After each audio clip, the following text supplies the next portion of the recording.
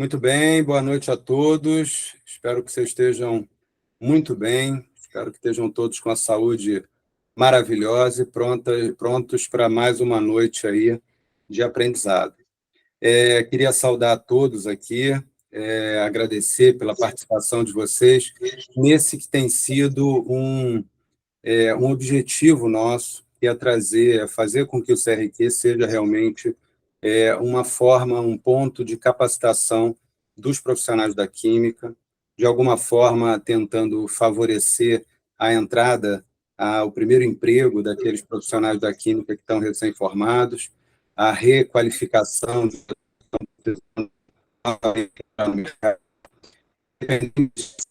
hoje, formalmente ou não, um conselho regional de química, a gente entende que o CRQ pode sim contribuir, e muitas vezes, como essa situação, como agora, a gente tem feito com a doação de profissionais de forma gratuita ao CRQ e aos colegas, a gente tem doado o nosso conhecimento, cada um pouquinho naquilo que trabalha.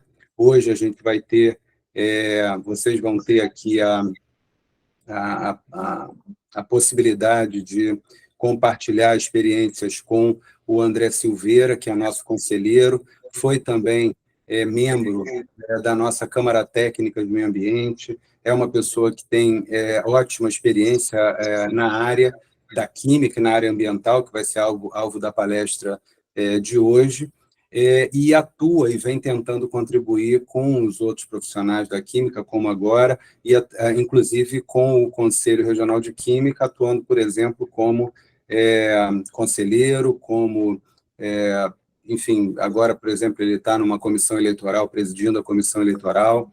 Então, são pessoas como você, André, que a gente precisa e que a gente tem o prazer de trabalhar e de compartilhar, e é com isso que o CRQ conta.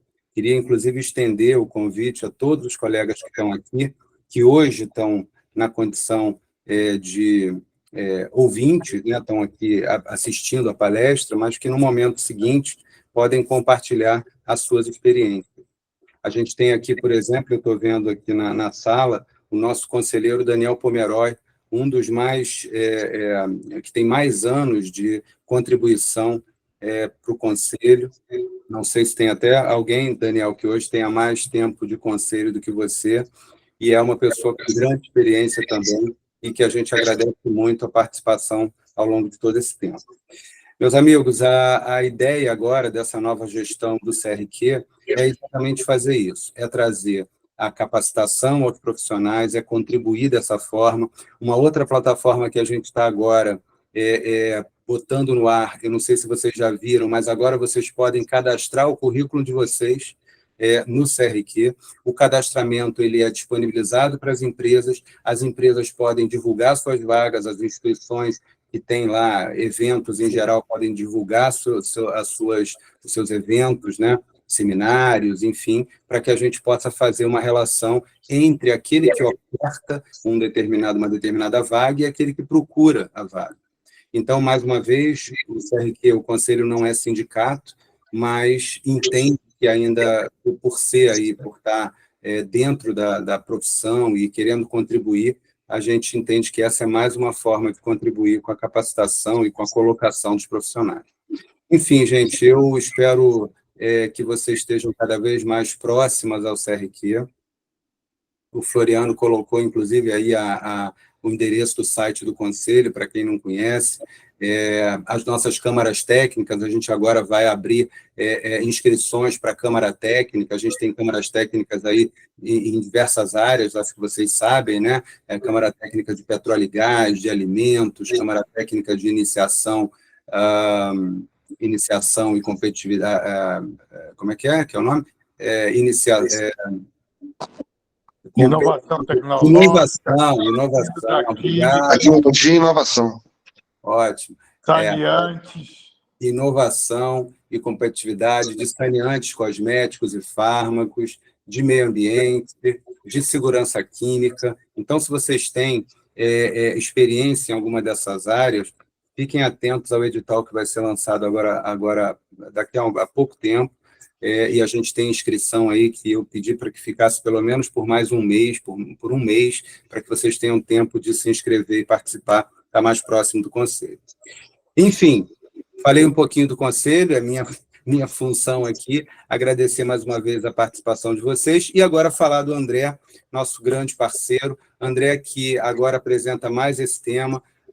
Agradeço mais uma vez, André, a você pela parceria, te desejo uma ótima palestra, e eu tenho certeza que todos vão aproveitar muito. Agradeço mais uma vez a todos, desejo a todos uma ótima palestra. Vou estar aqui com vocês. Grande abraço. Boa noite a todos, mais uma vez, aos que estão aqui presentes, aos que estão online acompanhando aí a palestra de forma virtual, numa oportunidade que o Conselho dá para que mais pessoas possam participar, né? Estávamos aqui conversando com o Floriano há um pouco tempo atrás, e vimos que tem participação de pessoas de outros estados. Então, isso é uma oportunidade, é um quesito positivo que o Conselho está promovendo, além da capacitação, promovendo também ela de forma virtual para que outras pessoas possam assistir e acompanhar. Tá? Então, o tema que nós iremos abordar na palestra de hoje é um tema bastante importante, que envolve diversas profissões, inclusive o profissional da química. Então, são os desafios e oportunidades do licenciamento ambiental no Rio de Janeiro, perspectivas para os profissionais da química. Então, é um tema em que parte da minha profissão foi baseada, desde 2009, desde quando eu era estagiário, eu trabalho com licenciamento ambiental. Então, é uma área onde há um conhecimento, uma oportunidade de crescimento também profissional muito grande. E o profissional da química é uma das profissões que atua diretamente e pode atuar diretamente com o licenciamento ambiental. Só para contextualizar, para quem talvez esteja acompanhando, tanto presencialmente como de forma online, o licenciamento não tenha tanta experiência ou conhecimento, então eu trouxe aqui uma introdução. Tá? O licenciamento ambiental ele foi estabelecido pelo Decreto 46.890 de 2019, que estabelece a CELCA. O que vem ser a CELCA? É um sistema estadual de licenciamento e controle ambiental. É esse sistema que regulamenta, que traz as normas e leis e protocolos, procedimentos para o licenciamento ambiental no Rio de Janeiro. Então, o que vem a ser esse controle ambiental que a CELCA estabelece? Ele visa o quê? Concretizar alguns princípios. Que princípios são esses? O princípio da preservação e do poluidor-pagador. Esses princípios da prevenção e do poluidor-pagador, eles foram estabelecidos por uma série de normas, eventos, por exemplo, na Rio 96, o princípio da prevenção foi estabelecido lá, por exemplo. E depois eles foram regulados e regulamentados por normas como a Lei de Crimes Ambientais, 9966, se eu não me engano. Mas esses princípios estão lá também estabelecidos na CELCA para estabelecer, né, os critérios e padrões do licenciamento ambiental, do controle do licenciamento ambiental. E também traz o poder de polícia para os órgãos de licenciamento e fiscalização. Com qual objetivo? Dar concretude a essas normas que são estabelecidas pela CELCA. Por quê? Quando um responsável técnico ou um responsável legal de um empreendimento, ele entende que o órgão ambiental que está estabelecendo aquela licença tem um poder de polícia, a visão dele se torna outra, né? Então, ele sabe que um eventual erro, uma eventual falha, um eventual não cumprimento de alguma norma pode acarretar em problemas mais sérios, inclusive com prisão. Então, isso dá concretude, né? Torna esse sistema real, impacta, de fato, na vida das pessoas. Também, outro princípio que é estabelecido é o princípio da sustentabilidade. Ele incentiva a utilização de tecnologias e processos produtivos mais limpos. Eu também atuo como professor, né, em algumas instituições de ensino, inclusive no IFRJ, professor substituto, e eu sempre trago para os meus alunos, quando o tema permite, que vocês serão, para vocês que estão acompanhando aqui, alguns já são, e alguns alunos serão, né, profissionais da química,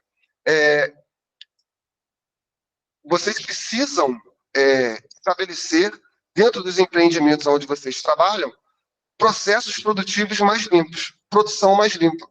A utilização de equipamentos, processos, procedimentos, matérias-primas, insumos que visam a minimização, a mitigação do impacto ambiental. Então, é muito importante, vocês que são os novos profissionais que estão entrando no mercado de trabalho, tenham essa visão. Porque no processo de licenciamento ambiental, quando você vai fazer um projeto de um novo processo, é de fato importante que você cite, indique, utilize novas tecnologias, novos equipamentos, novas matérias-primas, sempre visando a minimização, a mitigação de eventuais danos ambientais.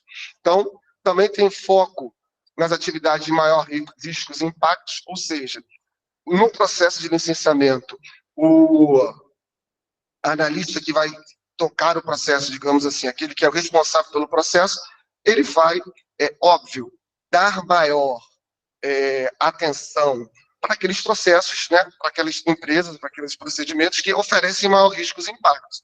E, em função desse maior riscos e impactos, será ajustadas as medidas de controle que vão ser solicitadas. Então, o órgão ambiental vai analisar o processo e, de acordo com o risco que aquele processo oferece, ele vai ajustar com as medidas de controle que serão solicitadas. Ok? Ainda também sobre a CELCA, responsabilização dos empreendedores e responsáveis técnicos no licenciamento ambiental e controle. Aqui é importantíssimo, amigos, é onde nós estamos, os responsáveis técnicos. Vou citar isso aqui algumas vezes. Nós, como profissionais daqui, podemos assumir a responsabilidade técnica de diversos processos. E precisamos ter a responsabilidade e a ética no desenvolvimento desses processos, no desenvolvimento dessas atividades. Então, como eu falei anteriormente, o poder de polícia, por exemplo, para o órgão ambiental, para fazer o quê? Concretizar o controle ambiental, fazendo a responsabilização dos responsáveis técnicos e também dos responsáveis legais, dos empreendedores. E o controle ambiental proporcional aos riscos e impactos ambientais. É óbvio que não vai ser exigido o mesmo nível de controle ambiental para um empreendimento de porte pequeno ou microempreendimento do que vai ser exigido de um empreendimento de grande porte.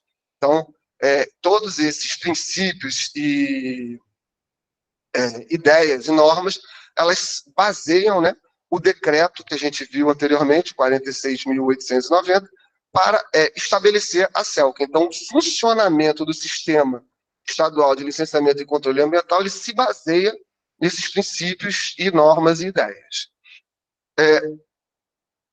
A legislação, como que a gente inicia, né, o processo de licenciamento ambiental? Eu sempre dou isso como dica, independentemente de licenciamento ambiental, para qualquer atividade. Quando você vai iniciar um novo projeto, um novo trabalho, eu sempre recomendo, porque eu aprendi isso na minha atividade profissional e eu repasso isso para os demais.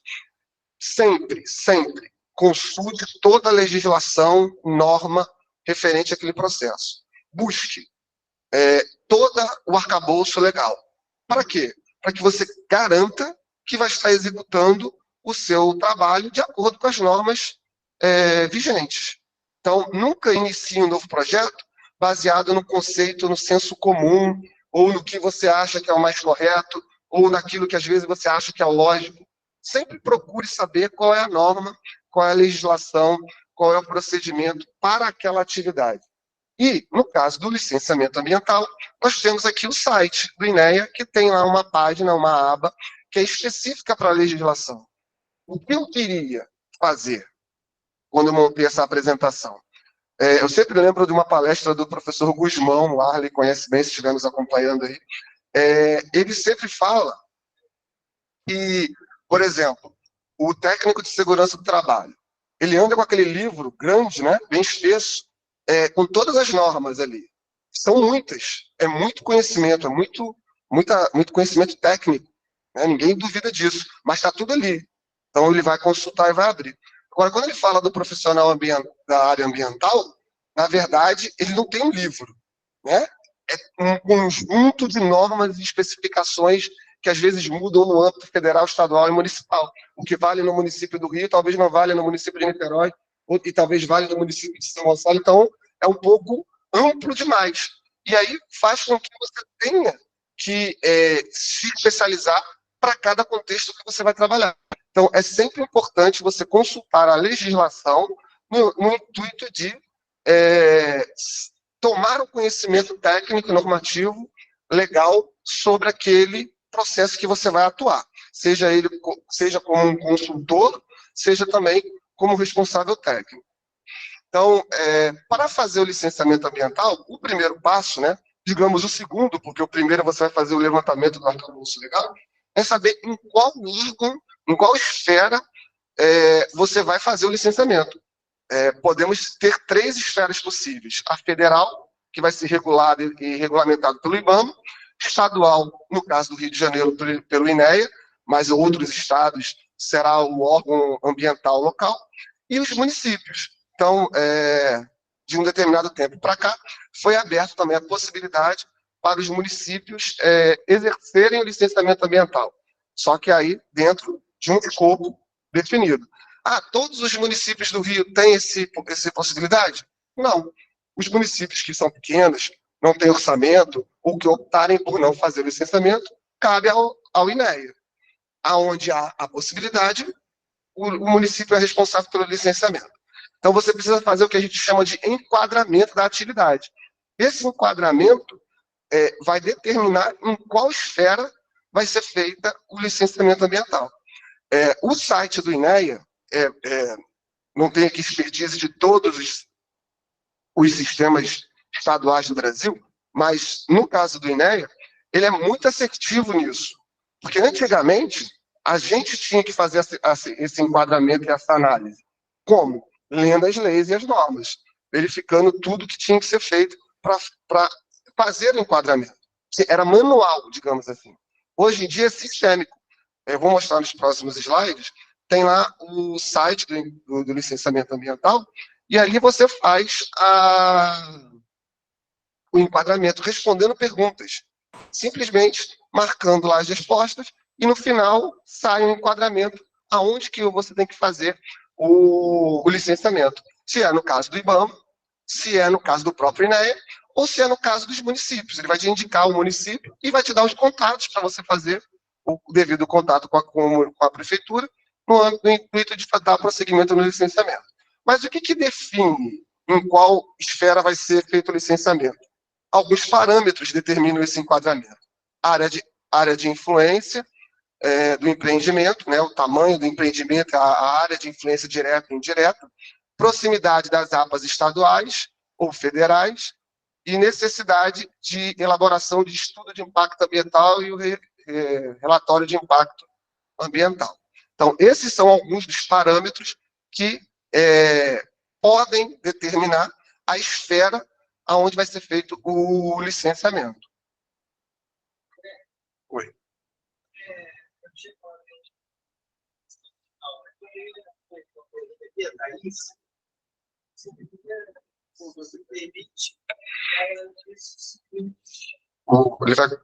Para quem está em casa, online, o Floriano disse que fez a observação de que as perguntas poderiam ser feitas no final. No entanto, ele está acompanhando aqui as perguntas, e a Thaís Santos fez uma pergunta que ele achou interessante responder agora no momento, em função do contexto que eu estou falando aqui. Ela fez a pergunta: a CELCA, ela é exclusiva para o Rio de Janeiro ou outros estados também têm a sua CELCA? Thaís, cada estado tem a sua regulamentação. No caso aqui, a Secretaria Ambiental do Estado do Rio de Janeiro estabeleceu como órgão ambiental o INEA, que é o Instituto Estadual do Ambiente, que tem esse nome agora, mas no passado chamava-se FEEMA. Né? Então, as pessoas que já têm alguma experiência no licenciamento ambiental conheciam a FEEMA e que depois tornou-se o INEA. E o Estado do Rio de Janeiro fez o decreto, que eu citei lá, que estabeleceu a CELCA. Então, nesta modalidade, ela é exclusiva do Rio. Agora, cada estado, por exemplo, São Paulo. São Paulo tem a Secretaria Estadual de Ambiente de São Paulo e o órgão ambiental lá que cuida do licenciamento é a CETESB. Okay? Então, lá tem CELCA ou algo similar, aí a gente precisa analisar a legislação de São Paulo. Na Bahia, tem a mesma coisa? A gente precisa analisar a legislação da Bahia, porque pode o Estado ter estabelecido esse sistema ou não, ok? Isso é a característica que é determinada por cada Estado, beleza? Por isso que eu dei o exemplo que o professor Guzmão sempre citava, a complexidade do sistema de licenciamento ambiental. Por quê? O que pode valer no Estado do Rio de Janeiro pode não valer no Estado de São Paulo, pode não valer no Estado da Bahia, do Espírito Santo, e aí a gente acaba ficando sempre, né, tendo a necessidade de estudar antes de fazer algum projeto. Muito obrigado pela pergunta. Podem continuar fazendo, a nossa equipe aqui está fazendo a seleção das perguntas. Se houver mais algum caso de pergunta que seja pertinente, a gente interromper, a gente interrompe e responde na hora. E no final, as demais serão todas respondidas. Só para a gente monitorar aqui, alguém fez algum comentário com relação a som, alguma coisa? Está todo mundo vendo bem, ouvindo bem? Beleza. Show. Ih, saiu aqui, ó. Beleza. Então, amigos, temos aqui essa parte que fala sobre o enquadramento. Acho que ficou bem claro, né? O que define o enquadramento é as áreas de influência do empreendimento, as proximidades das APAs, estaduais ou federais, e a necessidade de estudos mais específicos. Aí vem o que eu digo, né, sempre o exemplo do Guzmão, o complicador. Porque aqui nessa primeira coluna, nós temos os tipos de instrumentos de licenciamento ambiental, que são 7. Né? Primeiro, licença ambiental, autorização ambiental, certidão, certificado ambiental, outorga, termo de encerramento e documento de averbação. São esses os documentos que o órgão ambiental emite, dando as condições para aquela atividade que você solicitou o licenciamento. Abrindo, né? Vamos supor que isso aqui fosse uma lista de ícones. Clicando, tocando no licenciamento ambiental, abre isso aqui tudo. Se eu tocar ou falar sobre autorização ambiental, vai abrir outra aba. Entendeu? Então, isso aqui não tem como nós falarmos de todas só nesse encontro. Isso aqui já é um tema para uma outra palestra, para um outro encontro. Então, cada uma delas tem a sua função. Posso citar o exemplo aqui de algumas. O licenciamento ambiental, que a gente vai discorrer aqui do lado. Por exemplo, a autorização ambiental. Quando nós temos aqui uma empresa que presta o serviço, por exemplo, de incineração de resíduos, que não é uma tecnologia que existe em todos os lugares, né? É uma tecnologia muito específica, a incineração de resíduos. Quando, por exemplo, em São Paulo, ou na Bahia, ou em Minas, tem um resíduo e ele precisa ser incinerado, porque não tem outra atividade que possa ser dada como destinação final para aquele resíduo, eles vão ter que mandar aqui para o Rio para fazer incineração. E como é que ele vai entrar aqui no Rio um resíduo de fora do estado, sendo que no estado de origem pode não ter um manifesto de resíduo como tem aqui no Rio de Janeiro? Ele vai fazer o quê? Ele vai pedir uma autorização ambiental para a movimentação desse resíduo. Ele vai trazer esse resíduo de fora, autorizado pelo órgão ambiental aqui do Rio, para destinação aqui no estado. Okay? Certificado ambiental, por exemplo, certificado para higienização de reservatórios de água. É um tipo de licença em que uma empresa passa a ter autorização com o aporte de um responsável técnico, que aqui pode ser um profissional da química ou um profissional da biologia, nesse caso específico, para fazer higienização, limpeza e higienização de caixas d'água, de reservatórios de água.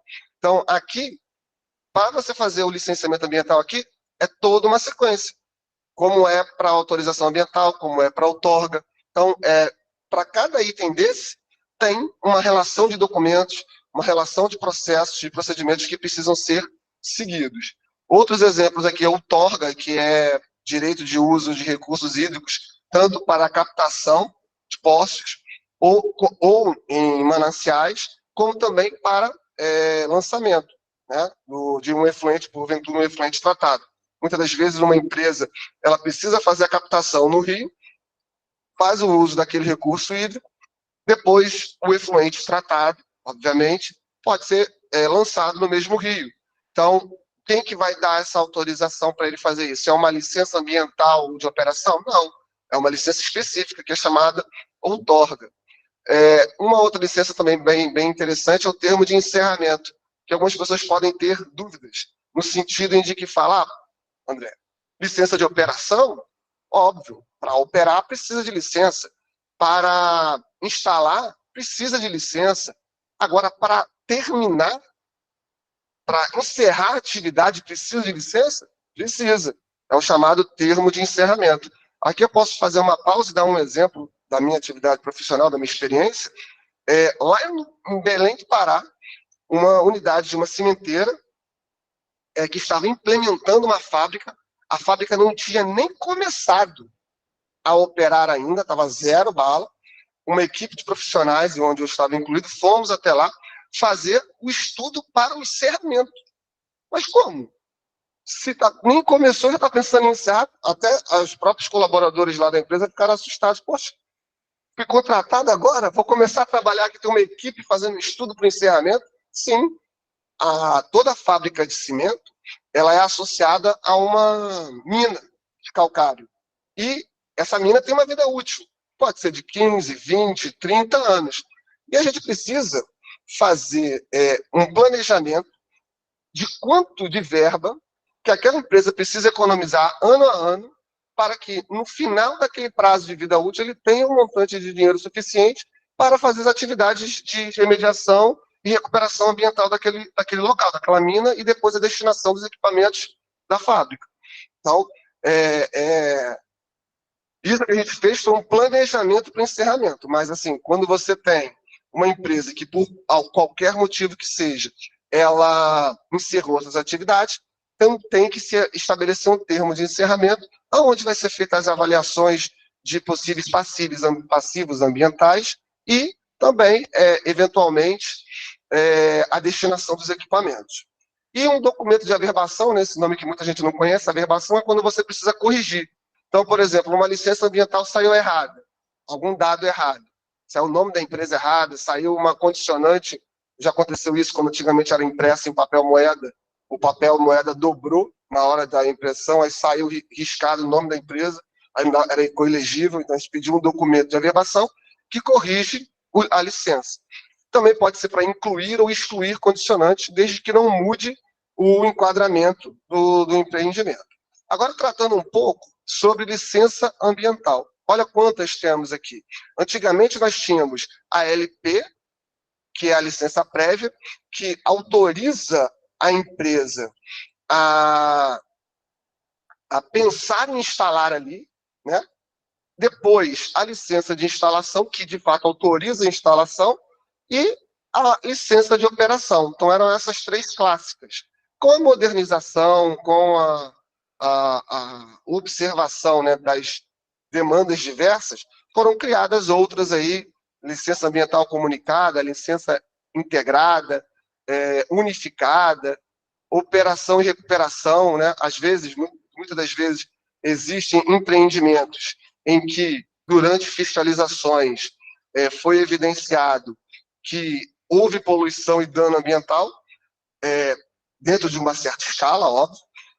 O órgão ambiental permite que a operação continue, desde que ele faça a recuperação ambiental daquele dano. Então, é possível, né, fazer a operação enquanto você faz a recuperação. E tem a licença ambiental de recuperação, por exemplo, foi constatado um passivo ambiental, e aí você vai fazer a recuperação ambiental daquela área.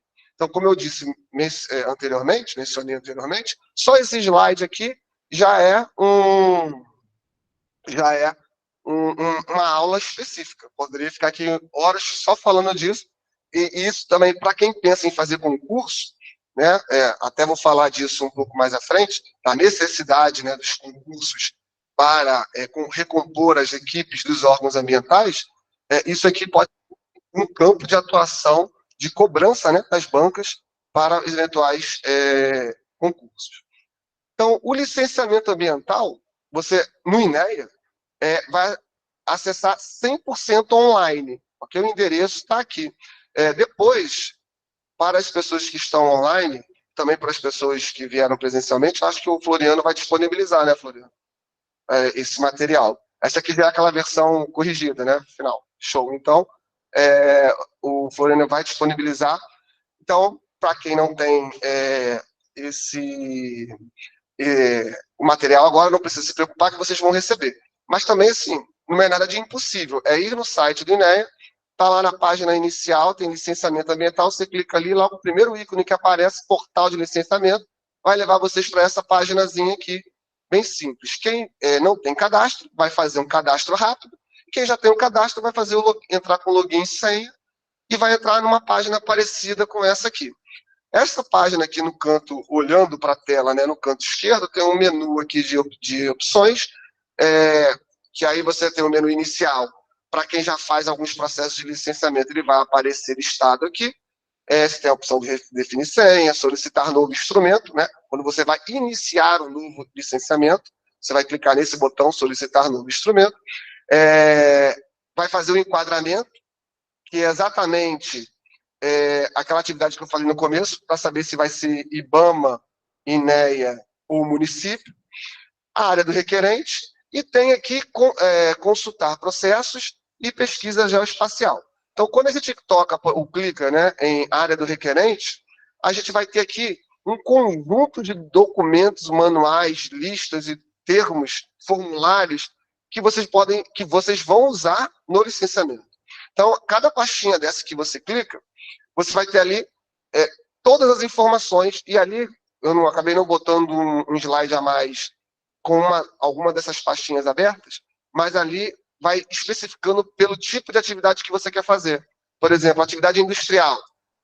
Então, você vai ter manual para as atividades industriais, lista de documentos necessários para as atividades industriais. Então, aqui está bem organizado, né? Eu acho isso um trabalho muito bem feito do órgão ambiental, que deixa tudo aqui.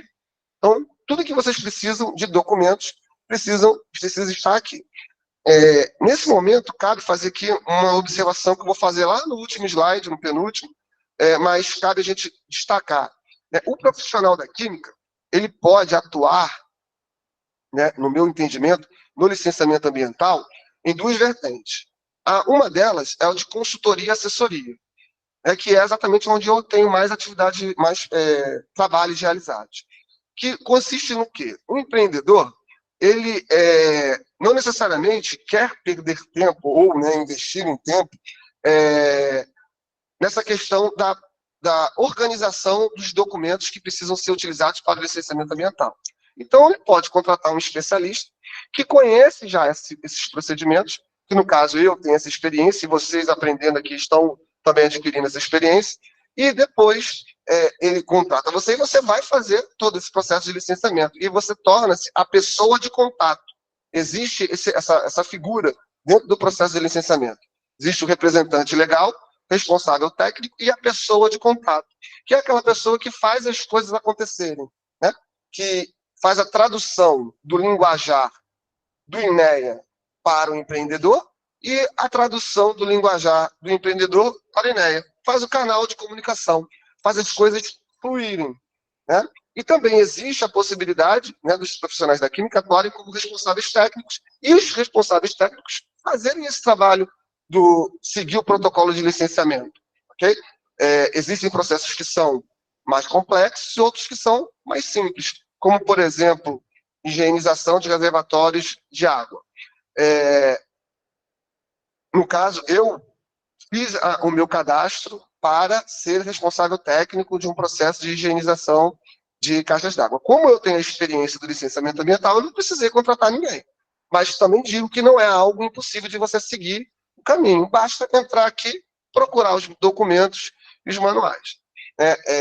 Os documentos se dividem principalmente em duas categorias. O que eu chamo de documentos administrativos, que são aqueles documentos CNPJ do empreendimento, alvará do empreendimento, documento de posse do terreno, identidade dos responsáveis legais, são documentos administrativos. E tem os documentos técnicos, né, os documentos que precisam ser elaborados, os estudos técnicos.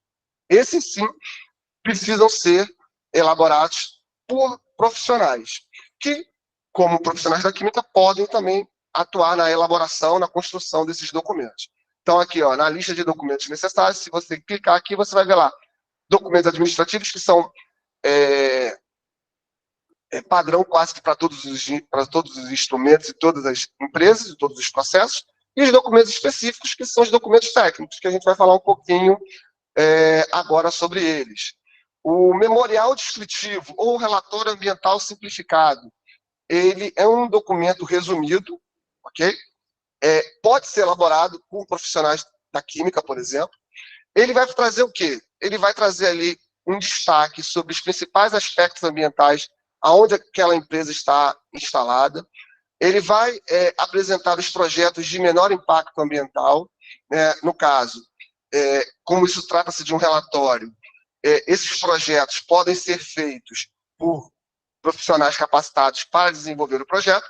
Ele vai pegar esses projetos e incluir no relatório, ok?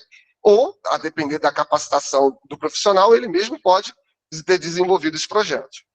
Então, vai trazer as características do empreendimento, possíveis impactos ambientais que serão gerados, medidas de mitigação adotadas e os compromissos que vão ser assumidos pelo empreendedor. É um documento resumido, muito utilizado para empreendimentos de pequeno potencial poluidor. Um outro documento que pode ser solicitado, né, a depender do tipo de licenciamento ambiental, é o PRAD, que é o Plano de Recuperação de Área Degradada. Você pode ter esse documento no licenciamento para uma atividade nova, onde ela vai ser instalada numa área que já tem um histórico de degradação, ou você vai ter que fazer esse documento depois do encerramento. Lembra do termo de encerramento? Pode ter que se fazer um plano de recuperação de área degradada. Ou na licença ambiental de recuperação, lembram dela?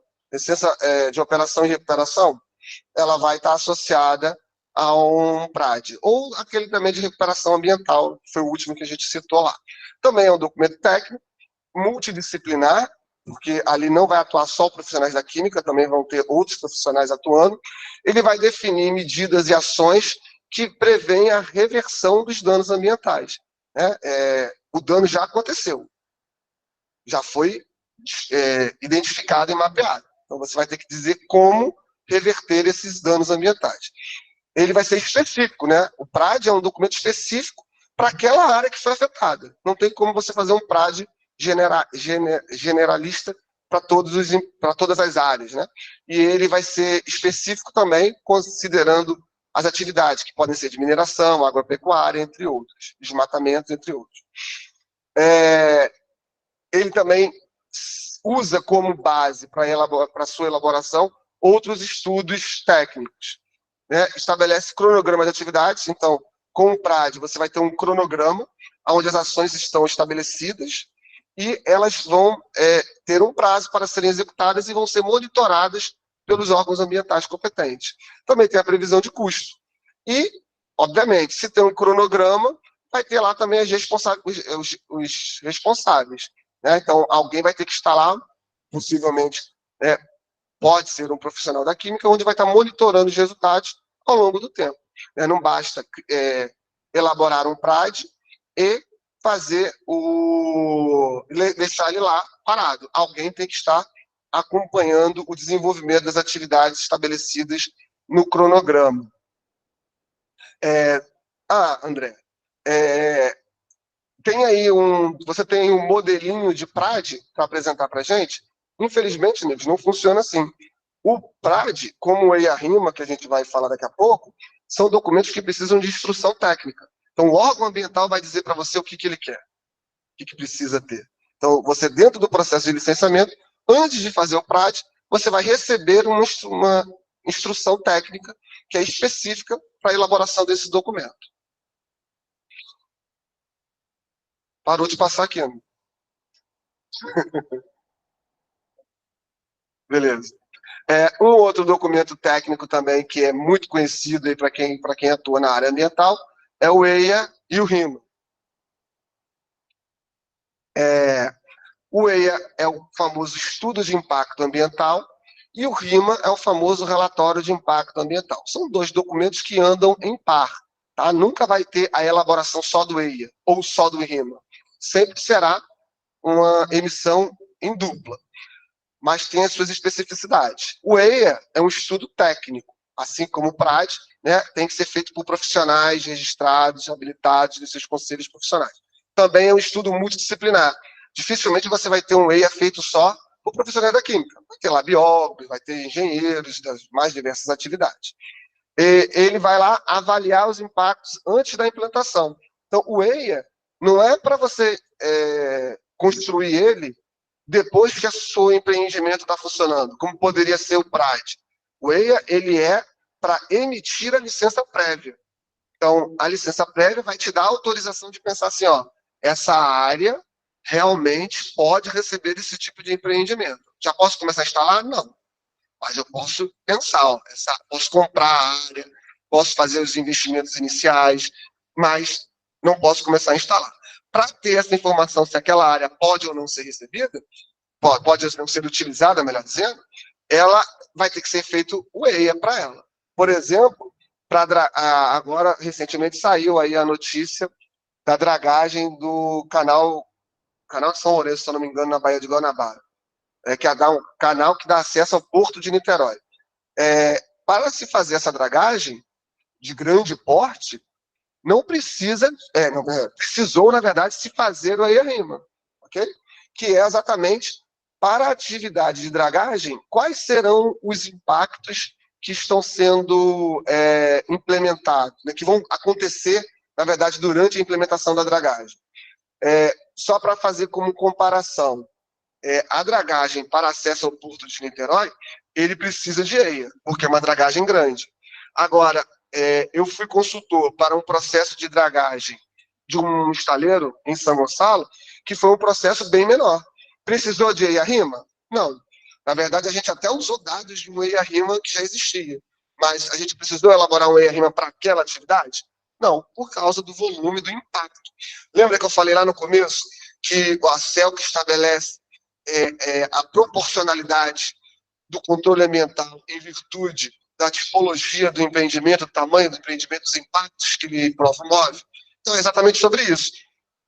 Nesse exemplo, que acho que é perfeito para entender, os dois processos são iguais, são duas dragagens, só que uma com um volume de material dragado gigante e outra com um volume bem menor.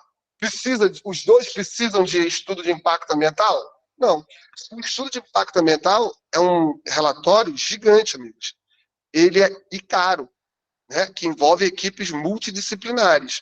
Então, não dá para investir, né, para se fazer um EIA-RIMA para fazer qualquer processo, porque muitas das vezes o custo de elaborar o EIA e o RIMA ele vai ser maior às vezes do que o custo do próprio processo de implementar a dragagem, por exemplo. Então, realmente não pode, é um processo caro. Então, o EIA ele vai ser solicitado apenas para aqueles impactos de grande porte e vai ser pedido antes da implementação. E ele vai analisar aspectos, qualidade do ar, solo, recursos hídricos, fauna, flora. É um estudo super completo. Ele vai identificar e quantificar os impactos, né, que vão ser gerados. E propõe as medidas de mitigação. Então, lá todo o EIA vai ter uma parte que são os programas ambientais. Esses programas ambientais vão estabelecer os cronogramas, as ações, os processos que precisam ser adotados de modo a que ocorra a mitigação ou até a supressão daquele impacto. Como eu disse, o EIA vem sempre acompanhado do RIMA. O RIMA ele tem um caráter mais acessível que o EIA. Vamos dar um exemplo aqui. O EIA, vamos supor, 1000 páginas. Nossa, isso tudo? Tem EIA de 5, 6 volumes, a depender do tamanho do porte do empreendimento. Então, o EIA, vamos supor, tem 1000 páginas. Aí você vai fazer um RIMA, perdão, ele pode ter 40 páginas, 50 páginas, 100 páginas. 100 páginas é muito. Mas comparado com 1000, né, já é mais acessível. Ele vai ter um linguajar mais acessível, menos técnico. Ele é voltado para as pessoas. Por quê? Vamos supor, um empreendimento de grande porte. Vou dar aqui um outro exemplo, além da dragagem. A implementação de um aterro sanitário. Um aterro sanitário sempre vai ser um empreendimento de grande porte e de grandes impactos ambientais e sociais. Então, no EIA, vai haver um estudo completo. Só que, muitas das vezes, esse aterro ele pode ser instalado dentro de uma região onde tem uma comunidade muito pobre, muito carente. E aí, as pessoas vão ter acesso a esse EIA, elas vão entender, né? Muitas das vezes não, porque vem com linguajar técnico, que tem que ser técnico mesmo. Por isso, sempre vem o RIMA. E aí ele vai ser apresentado às pessoas. Muitas das vezes ele vai ser aprovado numa consulta pública, esqueci o termo que se fala agora. Alguém aqui lembra? Não, era a associação de moradores, mas tem assim... Daqui a pouco eu lembro e falo para vocês. Mas é um evento onde o empreendedor apresenta consulta pública, não é consulta pública, tem um outro termo que está me faltando na memória agora. Tem um evento, né, onde a empresa, o empreendedor, apresenta o RIMA para a sociedade. E nesse evento, a sociedade vai concordar, estamos de acordo com a implementação desse empreendimento ou não. Então, ele é sempre exigido grande impacto ambiental. Não é um documento feito só aqui no Brasil, né? Então, cada país tem a sua legislação específica. E assim como o PRAD, você não vai fazer um EIA-RIMA da sua cabeça, seguindo as normas que você quer, ou que você acha que é mais interessante. Precisa de uma instrução técnica. Então, ele só é exigido em situação de grande impacto ambiental. Então, vai ter que ser criado um grupo de trabalho dentro do órgão ambiental, que eles vão fazer um estudo para levantar, né, e fazer que a gente chama de IT, que é a instrução técnica. E essa instrução técnica vai servir de base para os profissionais, para a empresa, na verdade, contratar. Muito provavelmente ela não vai ter dentro do seu corpo técnico profissionais capacitados para desenvolver o RIMA, o EIA e o RIMA. Então, normalmente é contratada uma empresa especializada, e aí usa-se essa IT para fazer o projeto do EIA e a cotação, né, para estipular o valor que vai ser cobrado. E os profissionais da química podem atuar, né, coordenando a elaboração do EIA-RIMA e também na parte técnica de avaliação dos análises, dos resultados, da qualidade da água, do ar, do solo. Estudos de área contaminada. Esse aqui também ele é regulamentado pela ABNT-NBR 15.515 de 2020, mas tem várias partes, né? Tem parte 1, parte 2, parte 3, se não me engano, até a parte 5. Aqui não precisa de uma instrução técnica, já está regulamentado pela norma.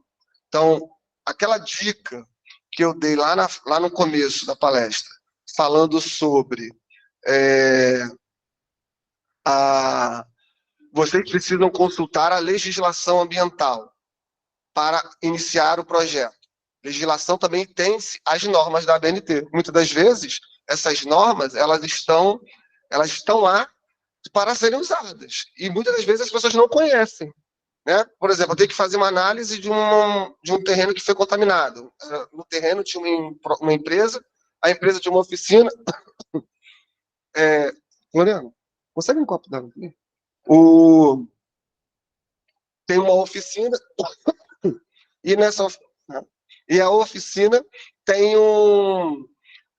promoveu uma contaminação constante de vazamento de óleo, por exemplo. Aí criou-se ali um passivo ambiental. Então, como é que eu vou determinar o tamanho desse passivo? Através do estudo de área contaminada. Também é uma análise técnica, ele avalia a presença e extensão da contaminação do solo e na água subterrânea. Só para vocês terem uma ideia, por exemplo, uma empresa quer comprar uma outra empresa, E aí ela faz o que a gente chama de due diligence, que é uma auditoria específica para aquisição, onde ela vai avaliar tudo, da parte contábil, da parte...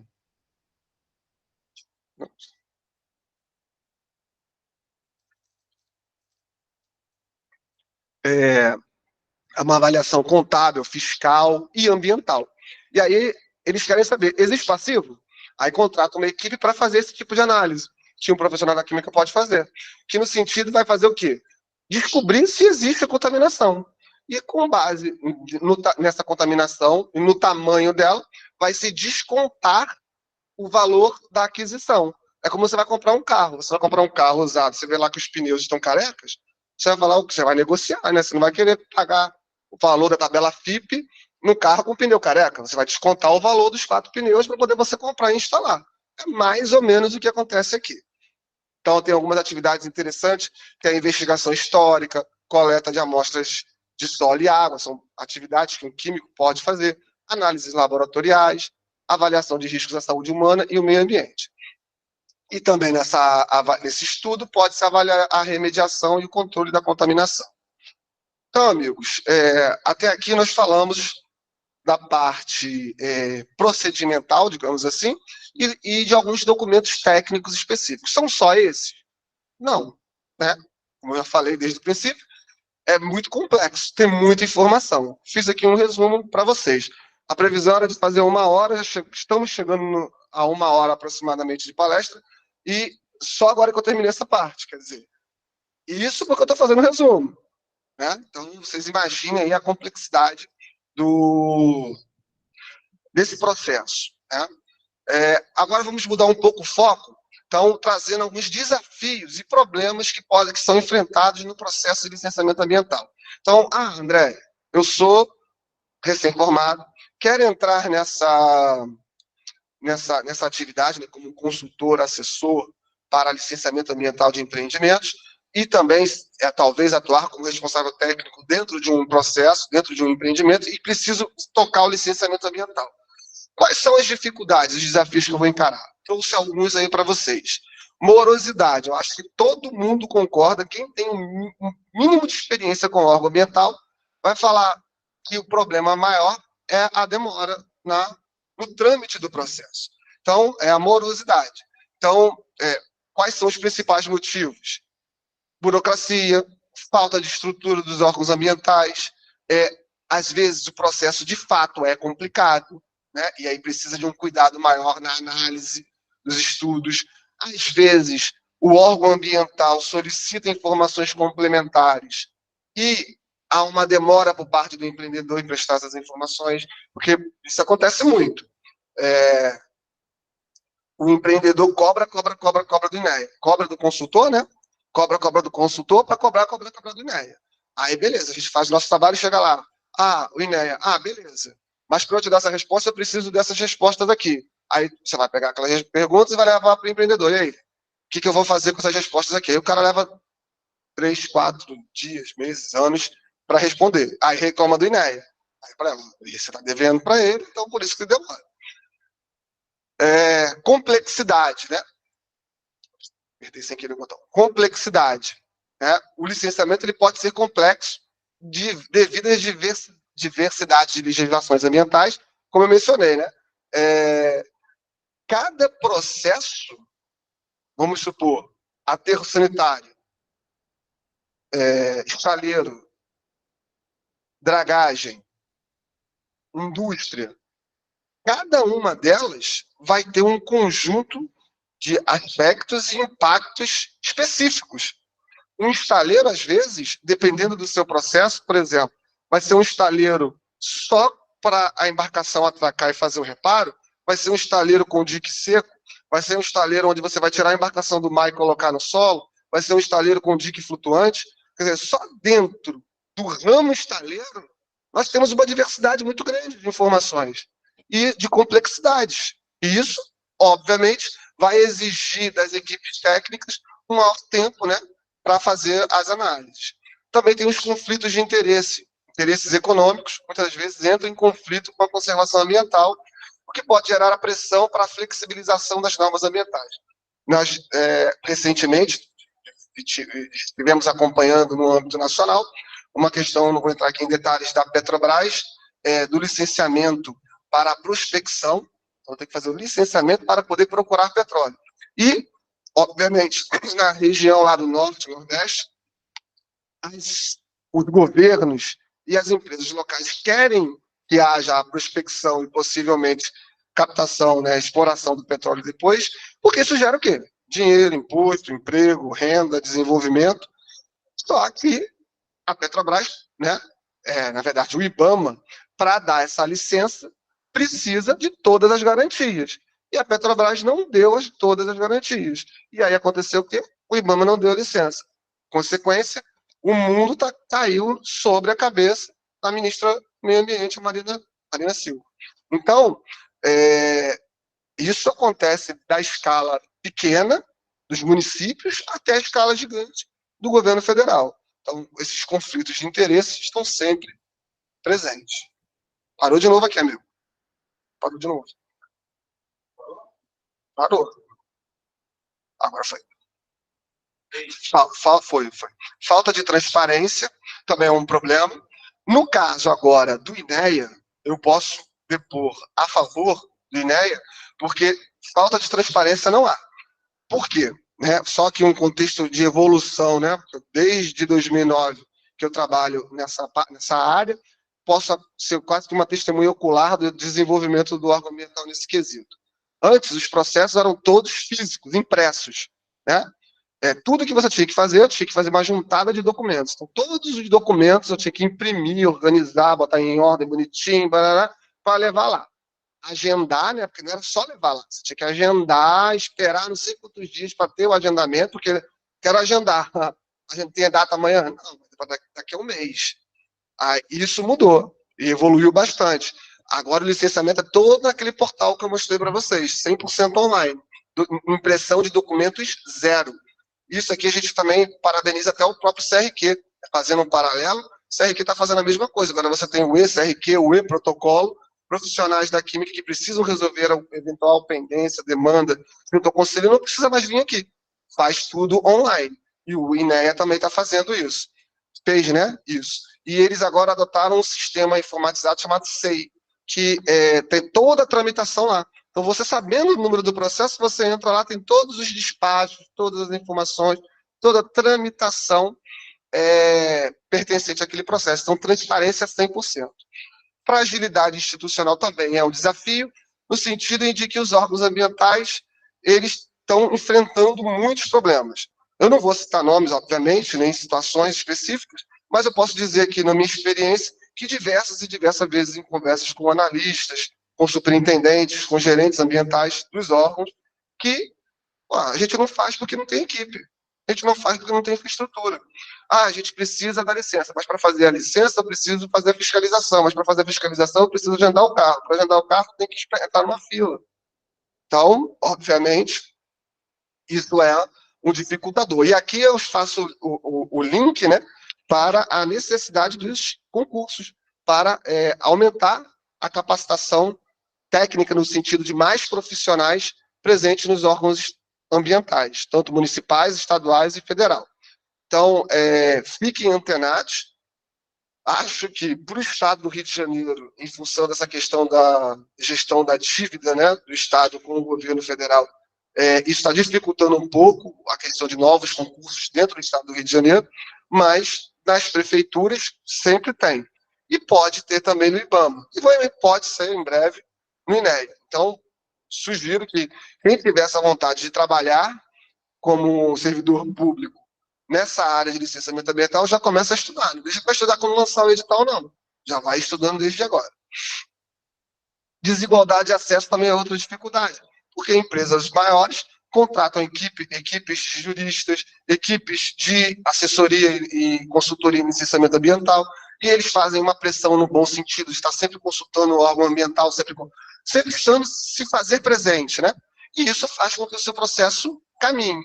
Enquanto outras empresas menores, de menor recurso financeiro, acabam não tendo essa possibilidade e acabam ficando um pouco para trás. Infelizmente, isso aí também é uma realidade. Impactos cumulativos também é uma dificuldade, Os licenciamentos, muitas das vezes, avaliam os impactos de um empreendimento de forma isolada, tá? Isso não é sempre que acontece, mas acontece, sem considerar os impactos cumulativos. Posso dar um exemplo aqui superficial. Nós temos uma estação de tratamento de água, temos que ela capta, né, a água de um manancial, e junto desse manancial você tem empresas licenciadas emitindo efluentes. Ah, mas os efluentes têm que ser lançados de forma tratada. Sim, mas alguém está fazendo a fiscalização? Tem tubulações de produtos químicos novos e produtos químicos, tubulações antigas já desativadas, passando por esse manancial. Alguém está controlando isso? Então, são riscos, são impactos cumulativos. Você tem uma atividade, por exemplo, de produção de um bem essencial, que é a água, e ela está sendo produzida, né, coletada, tratada e distribuída a partir de um sistema que está ali com uma série de interferências que podem gerar problemas aí ambientais. E, por fim, falta de fiscalização. A fiscalização dos empreendimentos licenciados, muitas das vezes, é insuficiente. Isso está conectado com aquela fragilidade dos órgãos, né? Falta equipe, muitas das vezes falta carro, muitas das vezes falta material humano, falta computador. Já ouvi histórias, né? Não é recente, não, isso é antigo. Que tinha um computador só. Então, o técnico tinha que combinar com o outro técnico. Ó, de manhã eu vou e trabalho. Aí, à tarde, eu vou para a rua fazer vistoria. Ou não, né? Não vai ficar fora do instituto. Aí, aquele computador fica vago, aí o cara de manhã vai fazer vistoria, ou não, né? Não se sabe, e à tarde vai trabalhar no computador. Então, assim, era um computador para 2 técnicos. Isso não é viável, né? O órgão ambiental também, ele está dando uma, digamos assim, sendo menos exigente para empresas que estão sempre apresentando os controles, os resultados dos controles ambientais, e sendo mais exigente com aquelas empresas que nunca apresentam nada e que estão sempre dando problema. Então, por exemplo, das empresas que eu presto consultoria, eu estou sempre exigindo, que eu digo assim, né? Elaborando e solicitando informações das empresas para, por exemplo, apresentar um relatório de atendimento aos condicionantes. Então, no mínimo 2 vezes por ano, eu apresento um relatório de atendimento aos condicionantes para o analista ter acesso. Quer dizer, além do relatório de auditoria ambiental. Ou seja, o fiscal vai lá no empreendimento, às vezes ele não tem tempo de ir, mas ele está sem ter informações? Não. Então ele sabe que aquela empresa é uma empresa legal no ponto de vista assim, de que ela está apresentando as informações proativamente. E se tivermos uma demanda, tipo, eu preciso fazer uma averbação, eu preciso fazer uma renovação da licença, isso tende a ser mais rápido, mais fácil, porque o órgão enxerga naquela empresa uma boa vontade em apresentar os resultados. Então, se vocês vierem realmente a trabalhar nessa área, uma dica que eu dou também, seja sempre proativo, né? Não precisa dar informações demais, mas dê sempre informações para o órgão ambiental se sentir seguro. E aí, quando você precisar dele, ele vai lá prontamente e atende. Prontamente, entre aspas, né? Que prontamente é dentro da velocidade possível. Alguns casos de sucesso e de boas práticas. Vamos rapidinho aqui para a gente avançar. Recuperação da Baía de Guanabara. Então, existem diversos projetos, tais como, por exemplo, a saneamento ambiental dos municípios. Em Niterói, a limpeza das enseadas, né, de Niterói, que margeiam a Baía de Guanabara. São várias atividades que estão contribuindo para a despoluição da Baía de Guanabara. Parques naturais e unidades de conservação. Também criação e expansão de parques naturais. Por exemplo, posso dar aqui também um exemplo porque eu participei desse processo. Instalação de um aterro sanitário. Todos nós sabemos que o aterro sanitário não é a melhor tecnologia para tratamento de resíduos sólidos urbanos e industriais, não perigosos. Não é a melhor tecnologia. Mas se feito de forma correta, né, projetado, implementado e operado de forma tecnicamente correta, ele é uma solução viável, levando-se em consideração custo e impactos ambientais associados. Porém, a implementação do aterro muitas das vezes precisa ter supressão de vegetação. Então, um aterro não é um lugar que você vai construir em 20 mil metros quadrados. Você precisa de hectares, 10, 15, 20 hectares para construir um aterro sanitário. E, às vezes, a disponibilidade dessa área é só numa área que tem um pedaço de vegetação. E aí você precisa suprimir, tirar essa vegetação. O empreendedor pode chegar lá com um trator e passar o trator tirando as árvores? Óbvio que não. Ele precisa de uma licença. Essa licença é licença para a supressão de vegetação. Ah, beleza, o órgão ambiental deu a licença. E aí, é só isso? Não. Ele vai exigir que aquele empreendimento recomponha, aí depende do processo. A mesma quantidade, vamos supor, você vai suprimir 1 hectare, então você vai ter que recompor 1 hectare em outro lugar. Dependendo do processo, da situação, você vai suprimir 1 hectare, então você vai ter que recompor 5 hectares. E aonde que você pode buscar essa recomposição? Fortalecendo os parques naturais, as APAs, né? Então, acaba isso com essa recuperação, né, que o órgão exige dos empreendimentos, acaba sendo fortalecendo, né, essas unidades de conservação. Gerenciamento de resíduos sólidos. Então, diversos programas aí de gestão de resíduos sólidos em municípios têm sido aí adotados boas práticas para o licenciamento ambiental. Um exemplo que eu já citei aqui rapidamente foi a questão, por exemplo, do manifesto de resíduos. Então, ele passou por um processo evolutivo, né, desde 2009, 2008, 2007, em que você tinha que imprimir 4 vias e tinha que pedir ao INEA um conjunto de números para controlar aqueles manifestos. Hoje em dia, é tudo automatizado. Então, é um sistema, né, igual de licenciamento, você entra lá, faz o seu manifesto, emite, e a empresa faz o transporte e a outra empresa recebe. E as prefeituras, né, com os seus licenciamentos, também têm aplicado alguns programas ambientais no sentido de implementar a coleta seletiva, reciclagem, programas de educação ambiental, no fim, para melhorar o gerenciamento de resíduos sólidos. Isso aqui está associado até com a questão da Baía de Guanabara, né, regularização de empreendimentos costeiros. Então, as empresas aí que têm interface com costas, né, como marinas, pires e portos, eles têm sido conduzidos com sucesso aí no Rio de Janeiro, já também visando essa questão até da despoluição da Baía de Guanabara, promovendo aí um equilíbrio entre desenvolvimento econômico e proteção do meio ambiente. Também, muito a gente tem visto aí do desenvolvimento de energias renováveis. Na minha época de graduação, a energia solar era uma ideia muito cara, muito longe da nossa realidade. Hoje em dia, a gente vai andando aí por alguns bairros, algumas regiões, muitas casas já têm lá o seu próprio sistema instalado. Então, isso está se popularizando nas residências, mas nas empresas também já é uma realidade, onde acaba tendo uma diversificação da matriz energética. Pensando aí um pouco para o futuro, né? O que a gente pode ver aí de evolução para o futuro?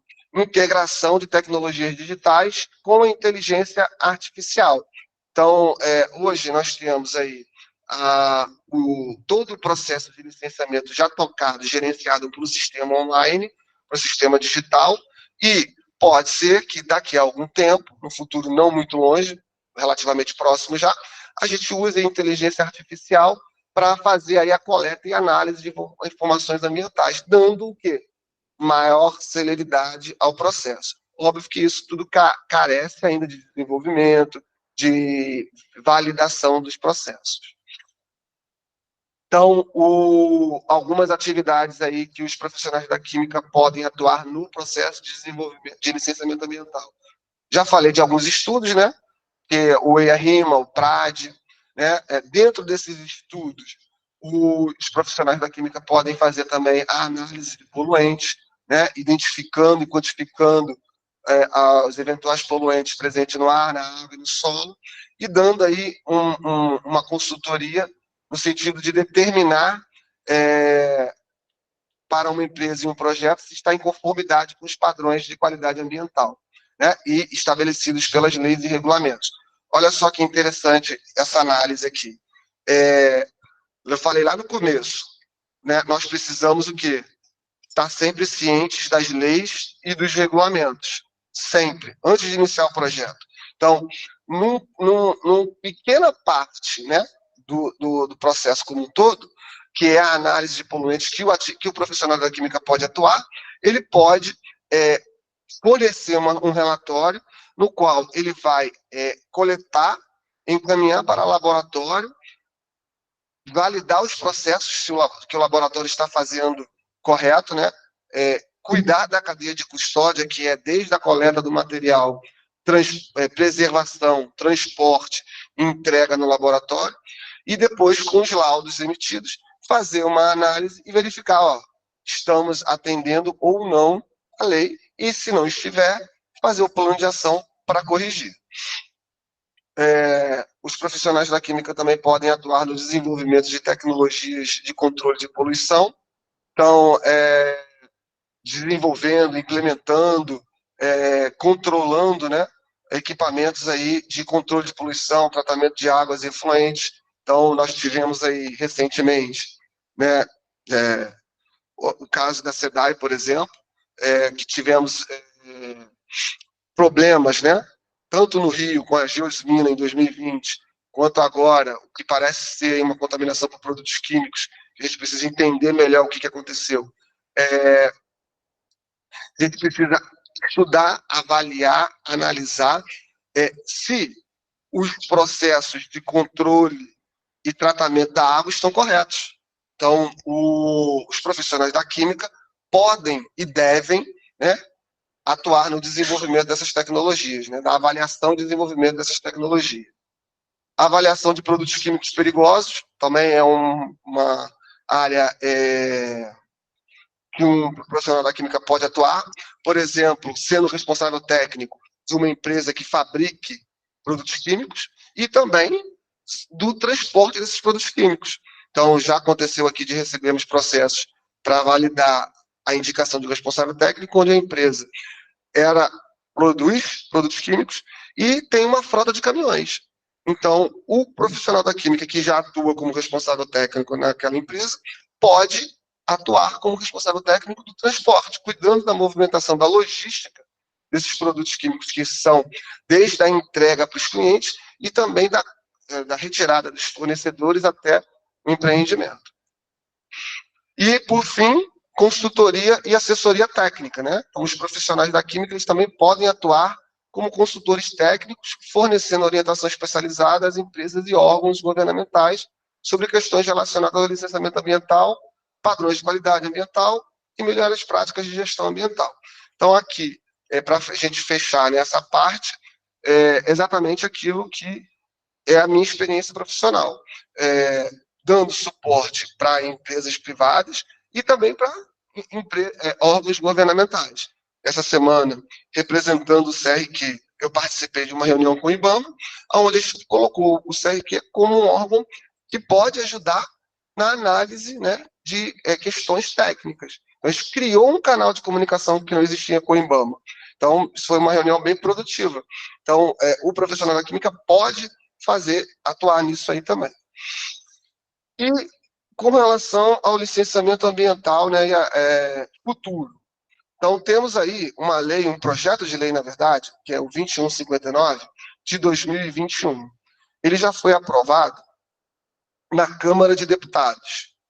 Então, isso aqui é no licenciamento no âmbito federal, que vai poder influenciar os licenciamentos estaduais e municipais. Não adianta a gente gastar muito tempo explicando esse projeto de lei por um simples motivo. Ele foi aprovado na Câmara, ainda vai passar pelo Senado. E ele foi aprovado em 2021, já estamos em 2024, e não foi analisado pelo Senado ainda. Ou seja, vai ser analisado pelo Senado, provavelmente haverá revisões, voltará para a Câmara. Então, quer dizer, há ainda uma certa... pode haver ainda uma demora para sancionamento, dessa lei, que seria a Lei Geral do Licenciamento Ambiental. Uma coisa positiva aqui para nós do Rio de Janeiro é que ela vai ser muito parecida com a Celca. A menina que perguntou lá no comecinho, Thaís, aqui, Thaís, ainda não está valendo. Mas no futuro, quando essa lei for implementada, sancionada, vai estabelecer para todos os órgãos estaduais um procedimento que vai ser similar ao que nós temos hoje com a Celca. Okay? Mas a gente não precisa gastar muito tempo falando disso agora, né, porque ainda está em trâmite. Né? Precisamos ter ainda um andamento, né, disso dentro do Congresso, agora no Senado. Se aprovado do jeito que está, ok. Mas provavelmente não vai ser, volta para o Congresso e aí depois aprova. E ainda passa pela aprovação do presidente, que pode revogar, né, algum item. Então, amigos, era isso que eu tinha para trazer para vocês. Né? A gente fez aí aproximadamente um pouquinho mais do que 1 hora de palestra. É um tema muito rico de informações, muito rico de conceitos, né? Assim como a Débora fez, né, sobre riscos de auditoria, ela veio com uma ideia e dali vários pontos foram tirados para fazer novas palestras. Não sei se aqui vai acontecer algo similar, mas eu garanto que se quiser dar uma palestra sobre um item desse aí, tem tema suficiente, ok? Então, o CRQ sempre traz essa mensagem, né? Aqui está todas as redes sociais, o Facebook, Instagram, LinkedIn e YouTube. Essa palestra, para quem não viu, ou para quem pegou pela metade, né? Se, por exemplo, você conhece alguma pessoa que não viu, mas quer ver depois, ela vai ficar disponível no YouTube do Conselho e o site, né? Lá no iníciozinho, durante a apresentação do presidente Arley, o Floriano colocou algumas vezes lá, é um canal onde está consolidada todas as informações importantes e pertinentes sobre o Conselho. Aqui a gente abre agora para perguntas. Ó, acabou de novo aqui. Ó. Foi.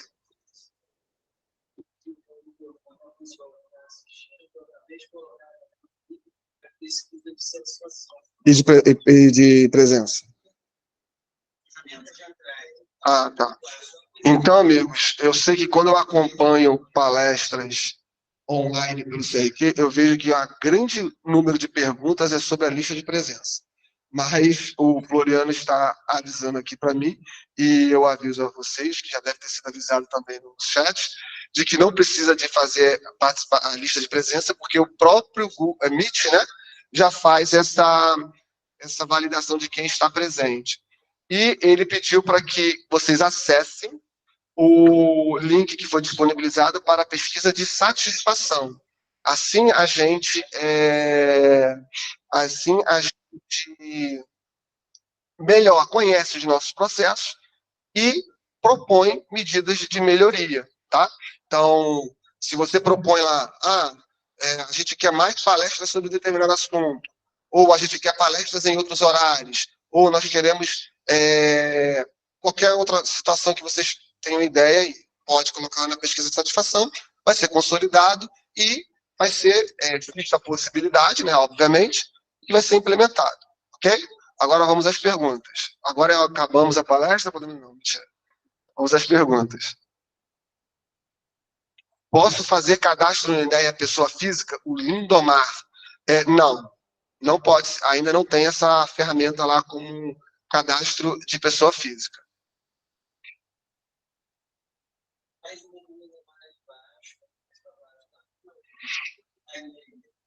Tem algum curso específico para licenciamento ambiental? Tem vários. Aí cabe a sua pesquisa, porque o Conselho promoveu um evento aqui que é uma palestra, né, de 1h30 aproximadamente. Agora, você pode buscar, diversas empresas prestam esse tipo de treinamento, pode-se também alguma empresa, eu mesmo aqui com um amigo que está aqui presente presencialmente, fizemos um curso de perito ambiental. No caso, a empresa que eu fiz o curso, ele desenvolveu o curso aqui dentro do CRQ. Não foi o CRQ que promoveu o curso. O CRQ promoveu o espaço. Então, cabe você realmente procurar na internet as melhores relações custo-benefício, podendo ser um curso presencial, podendo ser um curso EAD, tá? Mas tem vários por aí. Isso a gente já respondeu, né? A CELCA é para uso apenas do INEA. A CELCA é o sistema... Não, é esse aí mesmo. Tá. É apenas do INEA. Os municípios também utilizam... Não, é só do Sistema Estadual. É Sistema Estadual de Licenciamento e Controle Ambiental. Ele é só do INEA. Agora, os municípios têm as suas regulamentações. E aí volta aquele exemplo do Gusmão. Não sei se ele está presente, né? Que eu sei que ele participa de tudo, mas é aquele exemplo. O licenciamento ambiental é algo muito vasto de legislações e informações. Então, às vezes, o município de Niterói tem uma regulamentação e o do Rio tem outra regulamentação. Mas CELCA mesmo é do estado do Rio. É estadual. Leonardo, eu tenho CRQ e sou empreendedor. Tenho um pequeno negócio, que é uma sorveteria. Eu tenho autonomia para tirar licença ambiental completa, sem a necessidade de ter que pagar um engenheiro civil para a elaboração de projetos? Leonardo, aqui é uma pergunta bastante específica. Como é uma sorveteria, eu entendo que é um processo com um pequeno potencial poluidor, né, a depender do tamanho do porte da sorveteria. Então, quando você vai fazer um enquadramento, esse enquadramento, possivelmente, tá, com apenas esse texto que você colocou aqui, eu creio que vai te jogar para a prefeitura onde está instalada essa sorveteria. Agora, o desenvolvimento dos documentos técnicos, né, eles precisam ser elaborados e ter o respaldos dos profissionais competentes para aquele documento. Então, por exemplo, a elaboração de um projeto construtivo, né? Não sei, vamos supor, você está construindo a alvenaria, digamos assim, para a implementação da sorveteria, vai ter que ter o ART de um engenheiro civil. Não tem como. Agora, você quer validar o processo de fabricação da sorveteria. Aí pode ser um profissional da química, pode ser um engenheiro químico, pode ser um engenheiro de alimentos, né? Ou outros profissionais que tenham essa competência. Mas precisa, sim, todo documento técnico ter a anotação de responsabilidade do profissional competente. Deixa aquela ali eu gostei. Ó. Excelente palestra. Foi muito bom para o aprendizado. Obrigado, parabéns. Essa aí não é só pedrada, não. Tem que falar os elogios. Eu coloquei também ali no chat. Tá bom, pode abrir o microfone, William.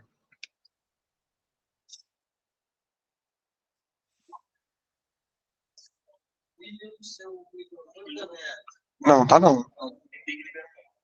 William, parece que é você que tem que liberar o seu microfone, se você quiser falar. Ele não quer falar, não? Não. Tá ok. É porque sua mão tá levantada. Não sei se você clicou sem querer aí. Alguém fez uma pergunta aqui. O químico que atuar como responsável técnico do licenciamento tem que emitir ART? Então, deixar claro aqui o que eu falei lá no começo e no finalzinho também. Existem duas possibilidades. O profissional da química, como eu, né, meu exemplo prático, eu estou falando... Agora que eu me toquei, né? Que eu tô falando assim, eu tô olhando para a tela, mas na verdade a gente tem que estar olhando para a televisão, né? Para falar para as pessoas que estão me vendo. Aqui não é igual o Jornal Nacional, né? Que você está olhando para a tela, parece que está conversando com a pessoa. Agora que eu me liguei nisso. Então, como profissional da química, eu não precisei emitir a ART para os processos que eu fui a pessoa de contato. E essa pessoa de contato, ela vai servir como um facilitador. Ele vai já nos lugares certos, pega os registros, os documentos, produz os documentos que têm que ser produzidos, junta tudo e faz o licenciamento ambiental. Para isso, Então, eu não gosto muito dessa comparação, porque o despachante me dá a ideia de ser algo padronizado, que é muito rápido, igual despachante de negócio de documento de carro. É tudo igual. No caso desse, não é tudo igual. Então, não é um. É como se fosse, mas não é igual, porque tem toda uma especificidade diferente. Isso. Para fazer isso, não necessariamente precisa ser um profissional da química. Pode ser, como eu sou, mas pode ser um da biologia, pode ser um. Tem que ter o conhecimento. Agora, você botou aqui na pergunta, responsável técnico. Se você é responsável técnico por alguma coisa dentro do processo, aí você tem que ter RT. Como assim alguma coisa? Elaboração de um projeto, responsável técnico pelo processo, pela produção de alguma coisa, pela elaboração de alguma coisa, aí precisa de ART. Só para ser o consultor, pessoa de contato, não precisa de ART. Agora, para atuar como responsável técnico ou como elaborador de algum projeto, aí precisa de ART. Mais alguma?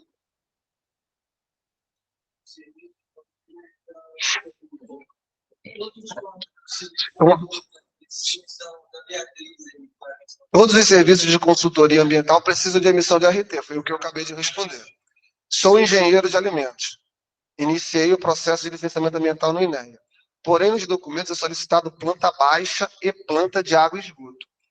Por isso, a minha dúvida. Um pequeno negócio ficaria muito dispendioso e fora da realidade. Então, Leonardo, agora sim, com mais detalhes, a gente pode refinar um pouco mais a resposta. Às vezes, acontece isso do órgão ambiental solicitar documentos que encarecem demais o projeto. Então, aí, como você é um engenheiro de alimentos e creio que seja o responsável técnico, você pode conversar com o órgão ambiental no intuito de explicar para ele talvez a simplicidade do seu processo e que aí o próprio órgão ambiental pode entender e não cobrar esses documentos. Agora, infelizmente, se ele cobrar e exigir a planta baixa e a planta de água e esgoto, aí não vai ter jeito, vai ter o que fazer. Posso citar como exemplo aqui que para a dragagem de uma empresa pequena, né, de um estaleiro, só para atender as condicionantes, a gente fez uma cotação de todos os estudos que precisavam ser elaborados, que incluíam, inclusive, medir o ruído subaquático. Então, para estudar o impacto na fauna aquática, que vive na Baía de Guanabara. Lembrando que na Baía de Guanabara temos 2 aeroportos, né? Temos o tráfego das barcas, de todos os outros navios, embarcações, mas o INEA queria o estudo do efeito sonoro subaquático na dragagem. A gente conseguiu impedir isso? Não, tivemos que fazer. Mas todas as condicionantes, que eram 70, aproximadamente, foi 5 milhões de reais para atender tudo. Se a gente fez uma cotação com uma empresa, beleza, eu faço tudo isso, mas cobro 5 milhões. Fizemos com essa empresa? Não. Não fizemos? Obviamente não. Fizemos tudo, só que fomos ali customizando com o próprio órgão ambiental como deveríamos fazer e fomos contratando individualmente fornecedores e aí a gente baixou bastante o custo disso. Mas isso, 5 milhões, eu estou falando de um projeto que foi orçado que a gente agora fala antes da pandemia e depois da pandemia, né? Porque agora tem uma divisão do tempo. Então, isso aí é de 2016, 2017. 5 milhões, hoje, em dias atuais, isso aí tem uma atualização bem grande. Beleza, amigos? Acabou? De perguntas? Temos só isso? Então, aqui, em nome do CRQ, agradeço a participação de todos, tanto no modelo virtual como no modelo presencial. Para quem está aqui presente, ganhou aqui um brinde, né? Para quem está online, vai ganhar o certificado e um agradecimento especial por ter participado. Mas quem veio presencial, além do certificado e do agradecimento, está ganhando um brinde. Então, fica aqui como uma dica para as próximas palestras, que quem puder ver Quem puder vir presencialmente vai receber também um brinde aqui do CRQ, tá? De modo especial, agradeço as pessoas que estão aqui presentes, até pelo horário, né? Que a gente sabe das dificuldades de trabalho, de locomoção. Amanhã é dia útil, todo mundo trabalha. Amanhã, 7 horas da manhã, eu estou em sala de aula falando de novo. Só que amanhã é uma folga, não sei se tem algum aluno meu assistindo, mas amanhã é uma folga porque é aplicação de prova. Então, eu não vou dar aula, só aplicar a prova.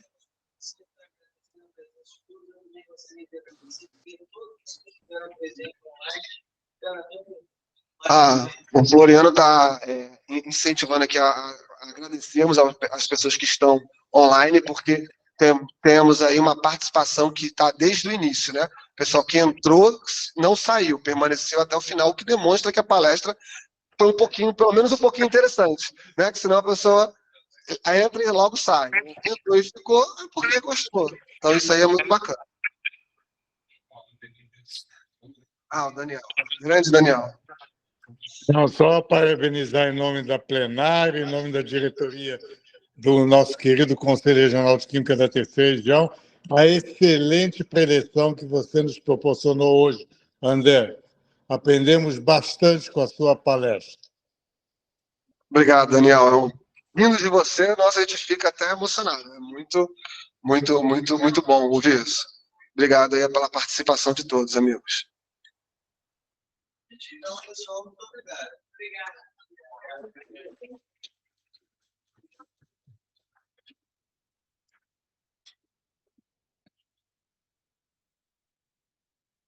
Ainda tem 35, estão saindo agora.